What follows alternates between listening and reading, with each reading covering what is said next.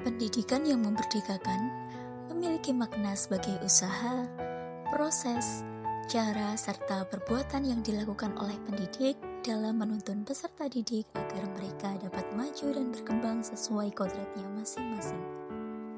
Pendidik mencari tahu kodrat dan karakteristik peserta didik dan menggunakannya untuk mencapai keselamatan dan kebahagiaan yang setinggi-tingginya. Kodrat tiap siswa mencakup potensi minat, bakat, karakteristik, kebutuhan belajar, tahap perkembangan, capaian pembelajaran. Merdeka memiliki 3 makna, yaitu hidup tidak terperintah, berdiri tegak karena kekuatan sendiri, serta cakap dalam mengatur hidupnya dengan tertib.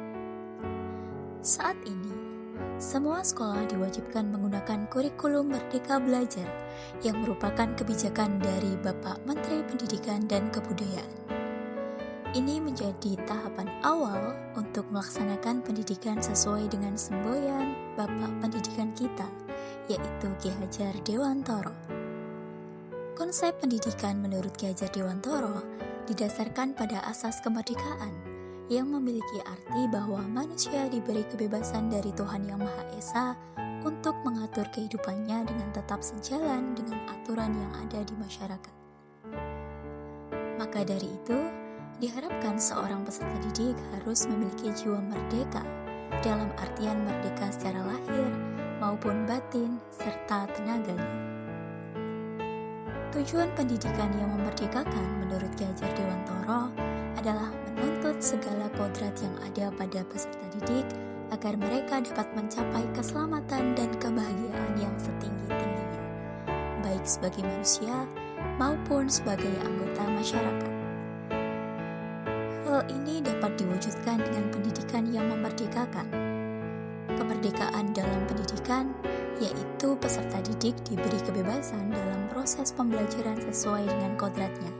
Namun, guru tetap menjadi pendamping dan memberi tuntunan supaya peserta didik tidak kehilangan arah dan berakibat mencelakakan dirinya sendiri.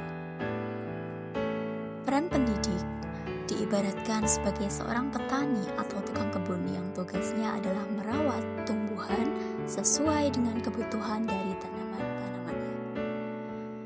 Agar tanaman itu tumbuh dan berbuah dengan baik, tentu saja beda jenis tanaman, beda pula perlakuannya. Pendidik adalah petani, peserta didik adalah benih, dan sekolah adalah kebunnya. Seorang petani tidak dapat memaksakan tanaman padi tumbuh menjadi tanaman jagung, kacang, ataupun tanaman lainnya. Dalam hal ini berarti bahwa seorang guru tidak boleh memaksa, karena setiap peserta didik memiliki potensi, minat, dan bakat yang berbeda-beda. Mereka semua memiliki hak yang sama untuk tumbuh dan berkembang sesuai dengan kodrat dan potensinya. Jadi, tugas pendidik menurut Ki Hajar Dewantoro adalah menuntun. Pembelajaran yang dilakukan dalam pendidikan yang memerdekakan haruslah menghamba atau berpihak pada peserta didik dengan menerapkan sistem AMONG yang dimulai dari mengenali karakteristik setiap peserta didik dengan baik, mengenali kebutuhan mereka, membimbing dan mendekatkan diri kepada peserta didik dengan tidak menuntut suatu hal, akan tetapi dengan niat yang suci mengarahkan peserta didik menuju kebahagiaan dan keselamatan.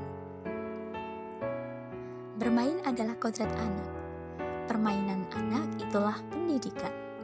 Dalam hal ini, pendidik harus memahami bahwa kodrat anak adalah bermain, sehingga pembelajaran dapat diintegrasikan dengan permainan, sehingga peserta didik dapat bermain sambil belajar atau belajar sambil bermain.